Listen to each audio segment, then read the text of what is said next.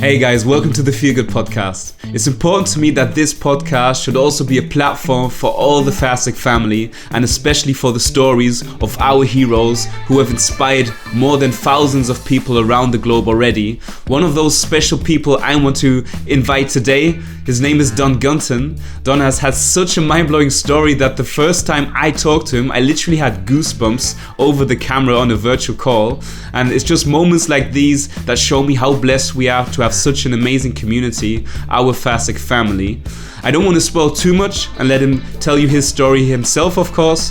What I can say though, Don has been in newspapers and is going to write a book about his weight loss journey, as many people have reached out to him actually and asked him to. So yeah, I'm really excited to have him here today, and let's dive in. Hey Don, happy to have you here. Hi, thank you. Thanks for inviting me. I'm happy to be here myself. Perfect. How are you doing today? Doing quite well. Just got back from a retreat, and so feeling rested and ready to go. And it's a great day here. The sun is shining, and so it's a beautiful day. That sounds perfect. I heard on the retreat you also met some friends who haven't seen you for a few years now, right? Yes, there's a man that I basically grew up with, and he's known me since I was about 6 or 7 years old, and it's the first time he's seen me in a little over 3 years, and he was shocked and he was in awe of what he was seeing, and he said, "Wow, you got," he didn't know the words, and he said, "You got smaller," and I said, "Yes." He said, "You look like a different person." My answer to that was, "Well, I am a different person, so yes, that's why I look like a different person." But he also did say, he said, "You look a lot like your dad." He said, "You look so much like your dad now," and he said, "Except for the beard, because my dad never grew out a beard." But so that was interesting. That was kind of neat. Wow, nice. I'm sure that was an incredible moment as well, especially if someone who's seen you since 6 knows you so well, right? And then gives you, I'm sure, meant it as a compliment as well, right? That feels good. Oh, absolutely, yeah. Yeah. Last time I saw you as well, you didn't have a beard, so that's a new look for me too. But it suits you well. I like it. Well, thank you. So before we start off and actually talk about your incredible transformation, because I'm sure a lot of people want to hear about that, I would like you to maybe just start off in telling us a bit about yourself, maybe what you do, where you live, just a bit of about yourself. Okay, great. So I am a 48-year-old husband and father and grandfather, and I live in New Glasgow, Nova Scotia, Canada, and I am a painter by trade. So I have my son working with me, and we paint people's homes, and before that, I sold paint for many years. So I've been in this industry for quite a long time, and I kind of person that really likes to be outdoors. I like to be hiking and things like that outside. So yeah, very active. Sounds good. I remember you telling me that you have struggled with weight issues your whole life the last time we spoke, and had a lot of health problems because of the weight issues, right, in the past. So you were even in pain, I remember, and I think it was in summer 2020. Please correct me if I'm wrong, but I think it was about that time, right? Yes, yeah. So all my life I had been larger, and I can remember, when I was a kid, my mother buying clothes in the Husky section. So I was always embarrassed going to school because the labels even said Husky right on them, so everybody knew that, I had to buy the bigger clothes. And aside from seeing it, there was just that other visual. So it's always been on my mind. It's always been part of who I was, and so I've always been bigger. I've always been larger, and that later in life, when I got older and got working, led to hernias, umbilical hernias. So the first one I had repaired was, it was 13, 14 years ago. And as I said, I was selling paint, and so I was lifting a lot, and that repair didn't last very long, and the hernia came back, and I went back the next year and had that repaired, and that lasted even less time. And I went back, and my doctor said, just leave it. If it's not bothering you, not hurting, just leave it. So we'll fast forward a little bit, and we'll go to the summer 2019, and I was having a lot of pain, a lot of issues, and I was ignoring it. I was pretending it wasn't there, and my wife and I were on a vacation. It was Father's Day weekend, and we were away on vacation camping, and I was in major pain. I couldn't do anything. We went for a hike, and I had to keep stopping, and I couldn't function. We come back home, and I took my dad out for lunch for Father's Day and couldn't make it through the meal. I had to get up and leave and go sit in the van and wait for everybody else to come out. And Jennifer took me to the hospital, and the next day they did an emergency hernia repair. And the surgeon told me it was the absolute worst repair he's ever done. He never wants to do another surgery like that one again. This man teaches that type of surgery. And so he said it was the worst he's ever seen. And it didn't last. The repair didn't last. The surgeon told me in the hospital, if you want this repair to last, lose some weight. Get healthy. It's not going to last. And I'm like, yeah, okay. I come home, I lost 10 or 15 pounds or so, and then just started eating again and just got bigger and bigger and bigger. Then the following summer, 2020, I was getting sick. Every time I ate, I was sick. I couldn't do anything. It didn't matter what I had, whether it was a pureed meal or an actual meal, everything made me sick. And so I wasn't eating well. I had stopped eating. I'd lost probably 15 or 20 pounds just from being sick. So I went to the hospital. After talking to my family doctor several times, and we tried different things, finally sent me to the hospital, and they did a couple of CAT scans and checked to see what's going on. And while I'm there, I got weighed in, and I'm only 5'7". And when I got weighed in then, I weighed in at 276 pounds. So I'm not sure how big I was. I'm thinking I was closer to 300 before I got sick. So anyway, I get a call from the surgeon on July 7th of 2020. And he says to me, you have 2 hernias, one above the mesh that I put in and one below the mesh. And he said, I told you I did never want to do another surgery like that one again, but I'm going to have to. He said, I'm going to have to open you up further. Now, the last surgery I had 65 staples in my belly. He said, I'm going to have to open you up further and put a larger mesh in. He said, it's going to have to go basically from your groin to your chest and from one side to the other side. He said, so basically your whole abdominal wall is going to be a new mesh. And so he said, problem is you need to lose weight. He said, there's no point in me doing this surgery unless you lose a minimum of 50 pounds. And I'm like, yeah, okay, no problem. I can do this. And he said, really? He said, 50 pounds is a lot. He said, and I'm giving you 3 months to do it. He didn't tell me he was leaving our area and going to another province, and so that's why he wanted to make sure he got it done sooner. But I'm like, yeah, okay, 50 pounds, 3 months, yeah, no problem, I can do it.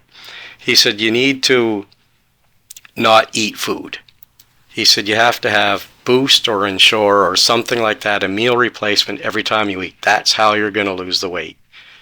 And at the time that I was receiving a call from him, I was at a client's house, with the client standing 20 feet away from me. So, I mean, I just had to say, oh yeah, I can do it. Yeah. And it wasn't until later on when I got home and I was walking around in the yard and I was like, what does this mean? I'm 45 years old. And if I don't lose 50 pounds in 3 months, which most 20-year-olds can't do, I'm going to die. Like, wow. I'm 45 and I'm going to die. And so I got upset. I got angry. I got frustrated, and I was mad at myself. I was mad at God. I was walking around the yard. I'm a man of faith. I was walking around the yard and I was praying and I was crying out to God and I was yelling at God, like, I can't do this. And God told me, no, you can't, but we can. And he said, trust in me and we can do this. So I immediately went to doing the no food. I went out that day, I bought the Boost, I bought the Ensure. I'm like, okay, we can do this, we got this. And after a week or so, I had enrolled in my local gym, and I had enrolled in a weight loss program, TOPS, Take Off Pounds Sensibly, and I was I was trying to do this. I was trying to figure this out. And one of the other members of the TOPS group said, "Hey, have you tried this intermittent fasting thing?" And I was like, never heard of it before. So I get on the computer and I Google intermittent fasting, and fasting is the first thing that comes up. So I'm checking it out. I'm like, hey, yeah, I can do that. I can eat. So I tried it out. I'm like, I was miserable. I mean, I was absolutely miserable not being able to eat. And I was thinking, I'm going to be, before I even have to worry about the surgery, I'm going to be dead or divorced if I don't figure out a way to eat, because I'm just a miserable person. So then I checked out this fasting thing. I'm like, wow, yeah, I can do that. So I started with, I wouldn't have anything in the morning when I get up. I'd have my coffee, have to have my coffee. I'd drink lots of water. And about 1 o'clock in the afternoon, I would have a boost. Then about 2 o'clock, I'd have an Ensure. And then 4:30, 5 o'clock in the afternoon, I would have a supper meal. So lean proteins, lots of veggies, really just good whole foods. And then nothing again until the next day. And so I was losing on average 5 to 7 pounds a week doing this. But feeling so much better. Like with the boost and Ensure, yeah, I was losing weight. But I felt terrible. And it was just so hard. But once I started doing the fasting, like, hey, I'm still eating. I'm still getting what I need. I'm still doing well. And then I was feeling better. I was sleeping better. I just had so many other benefits along the way from that. Sorry, I know I answered way more than you asked, but... No. That's totally fine, because I'm still sitting here and being like, whoa, I just can't believe it. I also, yeah, this story has just sat for me for so long. I've also said at the beginning of the podcast that on our first call, what was on a digital call, so obviously over the webcam, I just got goosebumps when you told me this, because as well, like, and I'm sure you're going to go into that as well, like, you actually even overachieved this, what the doctor said you should achieve in 3 months, right? So yes. He said you have to lose 50 pounds, otherwise you will die. I think that's the pressure also he gave to you, right? Yes. Like, maybe before we actually go into how you managed it and what you actually managed, how did you feel? Like, I mean, you just touched on it, and obviously it was like just I think it hit home when you then got off the phone, right? When you were with yourself. And right. I mean, this moment, I just can't imagine how this feeling must have been. I mean, you described it really well, but can you go into that a bit more? Because it's just like this message to know, okay, I will die if I won't make this. And 50 pounds is obviously a lot in this space of time. Like, this must have been dreadful, right? Yeah. Yeah, I had the feeling of, okay, this is it. My life is over. I'm done. Because it was crushing. I mean, I tried to lose weight. I had tried different times. I had tried to lose weight and couldn't lose the 50 pounds. Now, years before, I had gone and lost 50 pounds, but it took me a year. And so I knew I could lose the weight, but 50 pounds in 3 months, the weight of it was just huge. And then I have all these things going through my mind, like, okay, I need to prepare, because now my wife is going to be having to deal without me. My kids are going to have to deal without me. My grandkids aren't going to have their grandfather. So I'm going through all of these different emotions and different things, and I'm getting not sad. I wasn't sad that I would be gone. I was angry. I was frustrated. I was upset. And so then I was getting determined. I'm like, no, I'm not going to just lay down and die. I'm not going to let this do this. And then I started thinking, well, I can do this. And then that's when I said I was talking to God, and no, I can't do this. But once I got the reassurance that we can, I'm like, okay, now let's do this. And so then the determination set in. I'm like, nobody's going to stop me. Nothing's going to stop me, not even me. And there's been so many times along the way I did try to stop me. I tried to sabotage. I tried to stop it, but if I'm not going to do it, I'm not going to stop it. That's incredible, and that will lead me to the other question. What's so important for me? The moment you actually came back after 3 months, and maybe first of all, how much weight did you actually lose in those 3 months? In the 3 months, okay, so July to October, I had lost 86 pounds, I believe it was, when I went in to see him to do my pre-op. And it was so funny because he sat me down and he's like, "Wow, Mr. Gunton, you look like a different man."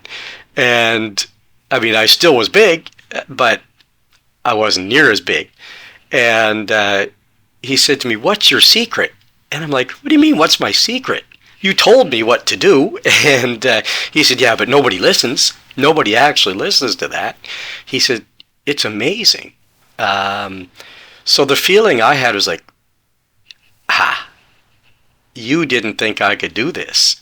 And you know what? I didn't think I could do this either, but I'm showing that this can be done. And so that was in October. Then November, I was going in for the actual surgery. I had gone the day after I saw the surgeon. I had gone for the pre-op with the anesthesiologist. And he calculated out what he needed for my weight and my age and all of that. Then the day of the surgery, he's saying to me, "Oh, I have to recalculate. You've lost even more weight since you saw me." And so he's recalculating. Anyway, there was an intern that was learning how to do the surgeries that was in the room. And the surgeon said, tell him how much weight you lost. And so in November, I had been down 95 pounds. And I said, "So I've lost 95 pounds. And the guy said, "Oh, in 2 years?" I said, "No." He said, "Oh, a year?" I said, "No." The surgeon's laughing. He said, "I told him to lose weight in July." And he said, "We're now November." So it was July 7th. November 6th was the day of the surgery. I had lost 95 pounds by the time of my surgery. And so nobody could believe it. The nurses didn't believe it. The intern didn't believe it. So it was quite a tale to be able to tell as I'm going under the anesthesiologist and I'm going under the anesthesia and I'm falling asleep. I'm trying to tell them my story, and so it was quite fun. That is just amazing. I cannot describe in words, obviously, how proud I am that what you've achieved, and obviously honored as well that Fastic could actually play a small role too. I mean, you said back then that Fastic helped you with your food addiction. I remember that. That's something we can touch on as well. But maybe first of all, yeah, how exactly did Fastic help you in general, and of course with your food addiction too? Sure. So as I said, I not being able to eat the food was bad, because just picture, if you will, that something that you enjoy really deeply, something that means a whole lot to you, all of a sudden it's gone. But you get a small little taste of it. So that's what I had. I couldn't have the food. I couldn't have the taste. But I'd get the Booster Ensure, which, you get the chocolate one, or you get the vanilla one, or whatever. So you get a little bit of taste, but you don't get all the other stuff. And I started to think as I was going through what it means to not eat. And I would make this big meal for my family just to prove, okay, I can cook this meal, I can make this meal, and then I'll sit back and I'll drink my Ensure. And that way I could still have the smells. I could have all the other senses, but I couldn't actually eat it.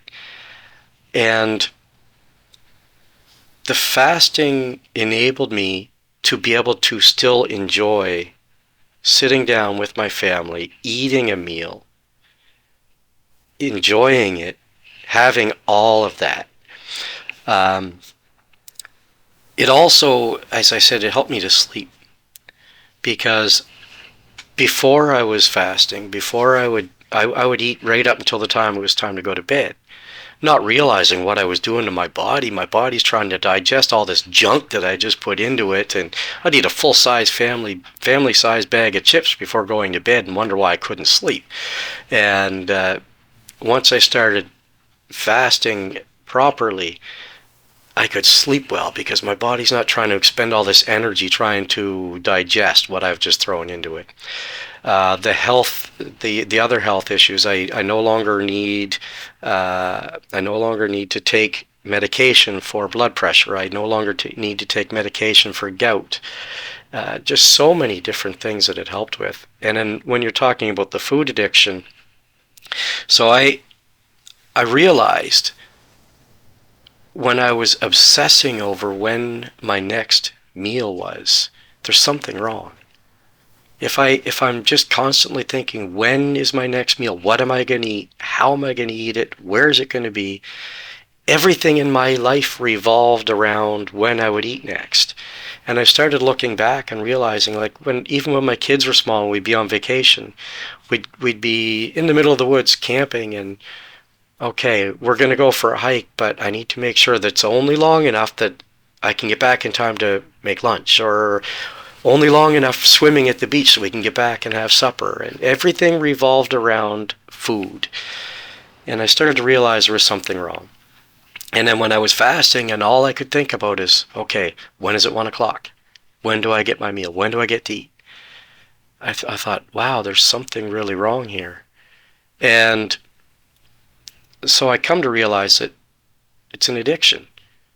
When you look at the fact that I was told I had to lose weight in order for this surgery to last, and yet I still kept eating and still didn't lose the weight, that's putting myself in harm's way just for the taste of food, just to be able to eat it.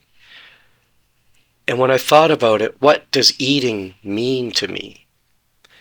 It's not just, it wasn't just to nourish my body. The act of chewing, the feeling of the food in my mouth, the feeling of it going down my throat, the feeling of being full, the smell, the taste, everything about eating meant so much to me. And when I one day was scraping some food off of my plate into our green compost bin, I had opened up the lid and there was a half-eaten steak on top of the rest of the food scraps. And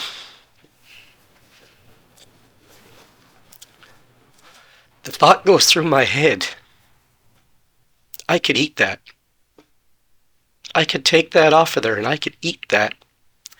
And I even looked around to see if anybody was looking, because I was tempted to do that. That is an addiction. So then I got into really, okay, I'm going to take this fasting seriously. I need to take this seriously. And so when I really took it seriously and just stuck with a program, stuck with, okay, I am not going to eat before 1 p.m. That's it. I'll have my coffee, I'll have my water. I'm not going to eat before 1 p.m. I'm not going to eat after 5:30. It taught my body that this is when you're going to eat. And it also taught my body that when you wait after eating, you don't need any more. You want more, your taste buds want more, your senses want more, but your body doesn't need more. And so it taught me portion control. It taught me how to eat well. It taught me how to eat without overindulging. It taught me that I can have just a little bit. And I keep thinking, like, when you look at somebody that's addicted to alcohol or somebody that's addicted to drugs and they quit it or they get off it, usually they have to stay away from it. They can never partake in that again because one is not enough and one is too much. With food being my drug of choice, I have to have it. And so I had to find a way that I could develop a healthy relationship with food. And fasting has given me that. It's given me the freedom to be able to know, okay, I can eat and I can eat well, and I only need that much. I don't need to eat more. Don, first of all, thank you for being so vulnerable and sharing this. This takes a lot of strength, and I'm getting quite emotional now too, because I just think this is just amazing and so inspirational, because there's so many people out there who face the same challenges or similar challenges, right? There are also people who make fun or say it in a fun way, hey, I'm addicted to food, but this really isn't fun for you or wasn't fun for you, right? And I'm just so glad that you got out this, you had the strength to do this. I mean, obviously you've fasting and Fastic helped you or accompanied you to also go more into mindful eating, right? Really making it fit to you individually, but also just a lifestyle change in general. And this is just what I can hear out of it, what it makes so much sense, because what key is to a lifestyle change is obviously consistency, right? So making something work for you. So maybe could you go into a bit more like how your relationship with food is now, based that you started doing fasting with Fastic? Sure. So now I no longer stress about when I can eat or when I'm not eating, or and I know when I'm eating well that it's going to keep me sated. It's going to keep me satisfied. As we talked about earlier, I went on the retreat for the weekend, and one of the highlights of this retreat, I've done it for many years, one of the highlights of this retreat is the food. And we get in the vehicles. We have to drive 6 hours to get to the location of it. We get in the vehicles, and one of the men, his wife makes amazing cinnamon rolls.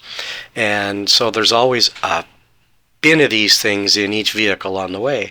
And I typically would eat 6 or 7 of these on the drive up.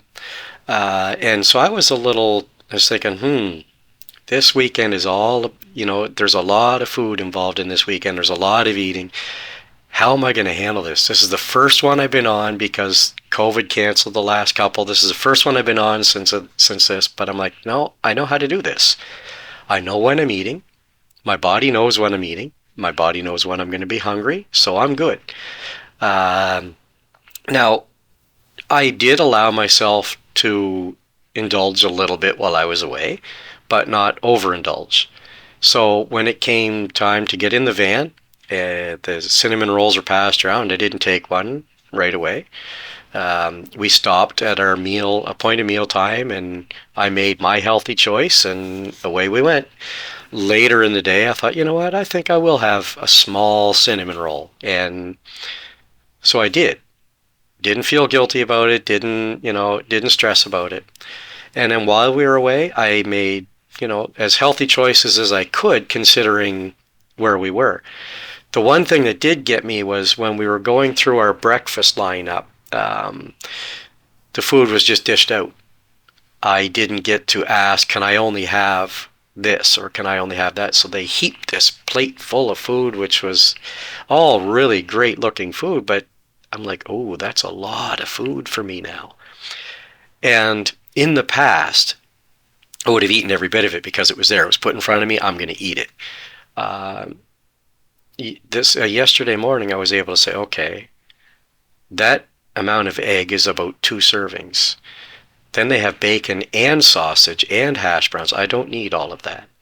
So I ate what was comfortable for me to eat, what I knew was good for me to eat, and then I pushed the plate aside. The lunch meal was a huge meal. Again, I ate just what I knew I could eat and pushed it aside. Then they came around with dessert, and I'm like, no. So for me now, I know my limits, and I'm able to comfortably just eat within what I want to eat. The addiction no longer has the power to take the control and make me eat all of it. And it's because of the fasting that taught me how I can do that. Because once I eat it, I'm good, push it away, I know I'm full. My brain doesn't know it quite yet, but I know I'm full. And once you wait a few more minutes, your brain knows it. And so that's Does that answer the question for you? It definitely does, and it makes a lot of sense. I think what you've achieved now, what I'm hearing out of it, and that's just what I find overall so healthy, because obviously with all this diet culture and the fad diets out there, it goes very fast that you just start being very strict on yourself, but then also suffering mentally, right? Because it's just like always a restriction. It's always you're beating yourself up for certain choices you've made. And it sounds like you have really come to a point, like I said before, where you're just mindful about things, but you also, and this is what I hear out of it, you have found a balance for yourself. You've also trust yourself again as well, and know yourself, know your body, and can look at this in a healthy way, because these are the challenges. What is just nowadays is so common, right? I face it myself. I'm guilty of it too. We just have so much in front of our plate, or put so much on our plate, and then we eat it, and then afterwards it's the most dreadful feeling, but it's become normal to us. So I think it's so inspiring and so good to hear from someone like you who had such an amazing journey and has been at such a, let me call it, bad place at a time, really life risking as well, coming to a place to also say, hey, I know myself, I know my body, but I can also treat myself, but I know when it's good. I know I don't have to have 6 or 7 cinnamon rolls. I have one, I enjoy it, and I don't feel guilty. And that is just a blessing, and also, like I said, very inspirational for people, even me, including me. And I wouldn't consider myself that I've obviously slightest had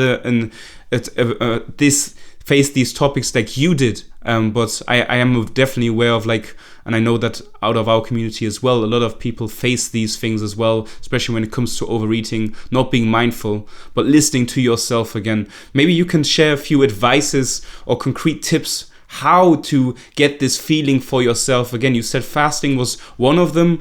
Are there other tips you can give? For example, like, I know that there are tips out there, just like take your time, chew at least X amount of times, drink some water beforehand. What worked for you? What can you share with the community? So what worked for me to get me to a point where I can eat intuitively is a lot of water. A lot of water. Drink. I was having a conversation yesterday with the guy that was driving the van, and he said, "Oh, I drink a lot of water," and I was kind of chuckling to myself, because I looked down at my feet in the van, and there was 6 water bottles there that were from me, and I don't like to use the disposable water bottles, but that's what was available to us while we were away, and so I had 6 of them there, and he had one beside him that was, partially gone. And so I just found drinking water continuously, because a lot of times your body thinks it's hungry when it's actually thirsty. And so I found that as a big help. The other thing that I found to be a really big help, and this has been huge, especially for the food addiction part, is processed foods. Over-processed foods. I try to avoid them at all costs. The high processed foods have a lot of chemicals and a lot of sugars, and they pay people big money to figure out ways to make foods more and more and more addictive. And so I really try to avoid even the ones that claim healthy or healthier or whatever. If you really look at it and you look into it, they're not that healthy, and all they do is they make your body want more. They taste amazing, but there's not enough nutrients in them for your body. So or the big burst of energy that goes away really quickly, and your body's like, I need more of that. So I found that really cutting back on the processed foods, eating more whole foods, a lot of lean proteins, and a lot of water is what did it for me. Yeah, thanks for sharing that advice. That's definitely valuable. I can 100% agree with that. And yeah, regarding the industry out there, or especially some companies, obviously not every company, there are good companies out there, but a lot of people who take advantage of these cravings, right? And what they do with these processed foods is just unreal. I mean, Yeah, I think this is also an episode we could do another time, because I think processed foods just also deserves an episode where we actually go into that a bit deeper. Maybe we can touch on a bit about your fasting schedule in general, what works best for you. Maybe you can run us through a typical day of yours when eating and also having your fasting window. How you go about that? Okay, so when I first was losing weight and trying to lose a lot of weight, I did, like I said, I did 1 o'clock in the afternoon. I'd eat first, and then I would eat my last meal at 4:30, and then one day a week I would do a 23-hour or 24-hour fast, and just to kind of reset. And that was also part of, and I forgot to mention that was part of getting my food addiction under control too. Was, okay, we're going to do this, and it wasn't about punishing myself. It wasn't about restricting my food intake. It was more about, I found that a longer fast just felt better. And so now that I'm into maintenance mode, maintaining, I eat sooner than I did when I was losing a lot of weight, but I don't eat as much when I eat sooner. So I will make overnight oats. I have overnight oats as my breakfast pretty well every day. And so that'll be, I generally wake up at 4:30, 5 o'clock in the morning, every morning.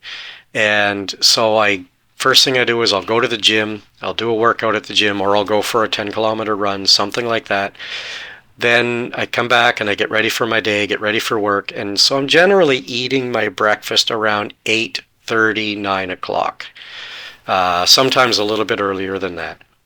And then I'll have a light lunch, and that'll be in around 12 o'clock. And then I'll have my supper around 4:30. And then nothing again until the next day. So I don't do the snacks as a rule. Sometimes I'll have a snack, but it'll be like an apple or a couple of pieces of peppers or something along that lines. But I don't generally snack a whole lot anymore. So that's my eating schedule now, and I find that works well for me. And I still, one day a week, do a much longer fast. And it's more about just cleansing my body and feeling better. Yep. And it's no longer about the weight loss. It's no longer, it's just about feeling better. I totally understand that. I've also did a 7-day water fast.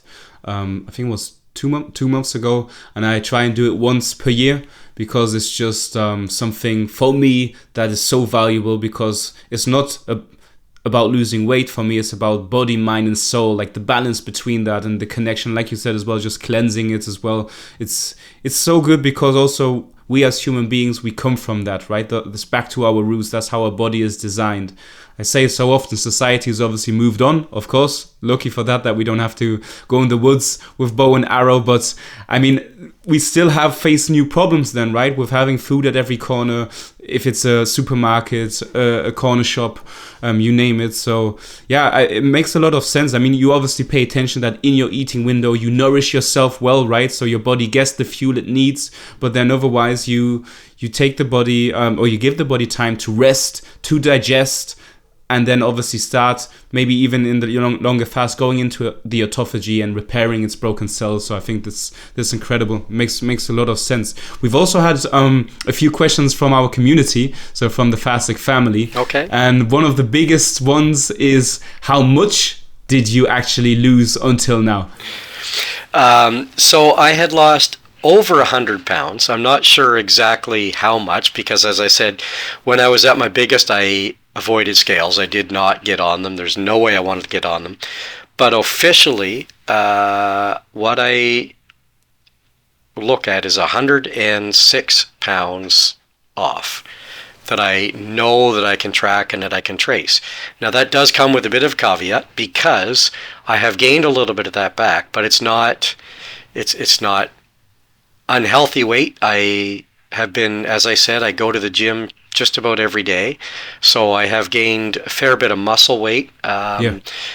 So Yeah, I've gained a bit of that back, but yeah, in around 106, 107 pounds. But I know it was more than that. Yeah, no, of course. I mean, at the end of the day, that's always things I try to look at as well, and try to give as an advice. The scale is not always the best to look at, because as you said yourself, when you gain muscle, the scale goes up and then you think, hey, why am I not losing weight? So it's not just about losing weight, right? It's first of all how you feel. I think better ways to measure is either checking your trousers, for example, just how you fit in that, or maybe even having a photo you did of yourself, without obviously in a healthy approach, right? It's so important that what works for you individually again, but yeah, the scale can just be confusing at times. But hey, that's incredible. So you've obviously now, we're putting in the pictures here as well in the podcast, what you've shared, because it's just, I don't even know what to say to that. It's just like, what do you sometimes think? I mean, you said it at the beginning in the retreat, your friend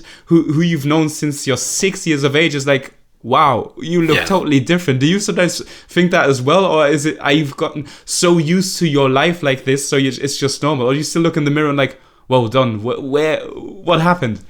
Well, it's funny because there's a whole range of things that go on there. So at first, I couldn't believe it. I would see pictures of me now and I'd be like, whoa, that's not me. Or I'd be out shopping someplace and I'd walk by a full body mirror and I'd be like, somebody's walking too close to me, and no, that's me. So there was that, and then I would see old pictures of me now, and this is the transition. Now when I look back at the old pictures, I'm like, ooh, I can't believe I was ever really that big, and every now and then though, I will look in the mirror and that other guy looks back. I still see the big Don looking back, and it's not often, but it's every now and then, and it makes me think, ooh, what's going on? I don't know if that's just a reminder of, hey, this is where you came from. You don't want to go back. But even my wife, it was funny. She said at first it was strange seeing you like this. And she said, now when I see the old pictures, it's really strange seeing the old pictures. So, it's quite a change, quite a transition. And there's still people that I run into that I've known for 20 and 30 years that don't recognize me. They don't realize who I am. And I think I have a lot of fun with that. There were times, especially early on when COVID had us shut down quite a bit, and people would see me out and they hadn't seen me since I started losing weight, and all of a sudden they see me and they're like, and I've had people think that I was my brother, and so yeah, it's been a lot of fun. Yeah, I can imagine that you're probably shocking some people then, right? Playing some tricks, yes. but that is incredible. And I mean, it's what you just said, like now and then having this, the old Don, what you see, I think this is totally normal. It's just obviously how your mind was then conditioned for such a long time, and this obviously takes some time, mate, right? What you're there already, like what am I actually saying? Because at the end of the day, like you said, it just comes now and then. But I think it's normal, just what I wanted to say from my 2 cents. I also have my own topics where I also sometimes see certain things from back then and I'm like, hey, I'm not that person anymore. Like life is about evolving, right? I've come further, and I think it's just normal, and I really appreciate you sharing that. I also know that you want to share your experiences and your knowledge to the community and in general to people, to just pass this on, this life-changing, incredible journey you've went on. This is what I find so amazing, and I know that some people out of our community are not just obviously following you and like taking you also as like a mentor, but also someone who gives advice, but also asking you to write a book. And I know that you're looking into this now as well, right? So maybe, do you want to elaborate a bit more on your book? What's going to come up? Well, it's only early days yet, but the first person that suggested I write a book would be my amazing wife, and she got me thinking about it. Like, you know what? Maybe, but I kept thinking, who's going to want to read about me? You know, it's nobody wants to hear that. And then there was some people that I connected with because of the Fastic Facebook group that suggested you should write a book. And I'm, oh, well, I don't know. And a friend of mine from high school that contacted me, and she saw something I had shared on Facebook. She said, you know what, you really need to write a book. And so I'm thinking, okay, there's a lot of people suggesting I write a book. Maybe there's something there. And when I started checking it out and started seeing people really are interested to hear, what went on, what kind of a journey it was. So again, it is just very early days. We have a couple of things lined up that the actual pen to paper hasn't started yet, but that's going to be starting very, very soon. So I am looking to write my story and share a little bit about my journey and what's happened and what's gone on for me. When I went away for a retreat a convention for tops, I was asked to speak. And so there was 200 and some people at this event, and I spoke.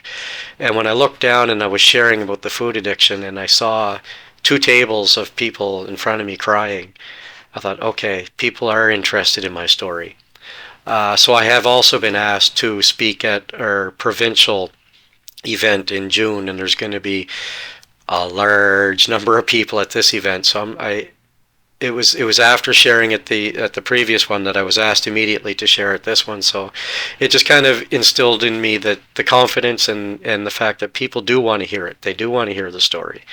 So I'm looking to share it with more people. And I have people all the time sending me friend requests or sending me messages on Facebook and, hey, are you this Don that lost all this weight? And there was another person wrote a book on weight loss recently, and last year he had questioned me and sent me some questions, and so he's included the research he did with me in his books, and so that's really interesting. I'm always open to share and to talk with people that need encouragement or want to hear what worked for me. Yeah. Don, I know you're a humble guy, and this is obviously what also makes you into the person you are. But if you ask me, you've also got a responsibility, because that what you have got going there and what you've done, you're not the only one out there. And if there's someone who can actually authentically tell his story and also give good advice, I can't put it in words. I can just say I really would like to support you on this. So whatever or whenever you choose to do this, please let us know here at Fastic, because we're also just so amazed, and I can speak for the whole team. It's just incredible what you've achieved. Like I said, people from our community are reaching out to you, but also to us, asking just on how you did that. So you have got, I don't want to put pressure on you, but the responsibility is there to also inspire even more people, because you are worth it. You've done incredible, and you're doing incredible, and this is just amazing. So yeah, you can be proud, and this is something people want to hear. So like I said, when we can support you, please let us know. We would love to. Well, thank you. I absolutely will be letting you know when it's ready or when it's in production, and yeah, because it is something that I feel like I'm passionate about and I'm excited about, and again, it's kind of mind-blowing that people want to hear it, but yeah. So and thank you for those words. That's very nice. Thank you. Of course, looking forward to that. And yeah, in general, thank you so much for joining today, Don. Like I said, I've got the utmost respect for you and what you've accomplished, and yeah, it was just lovely to have you here. Thank you very much. I really appreciated being able to share. Perfect. And for everyone listening, I think I don't have to say much about this episode. I'm going to let it just speak for itself. I think we can all agree that we can look up to people like Don and let his strength and courage inspire us with the challenges we face in our lives. And yeah, if you want to find out more about Don and his tips on his path, his health journey, comment down below here or reach out to us. I can't say much more than I'm just feeling blessed right now. I wish you all a joyful day and positive vibes. Love.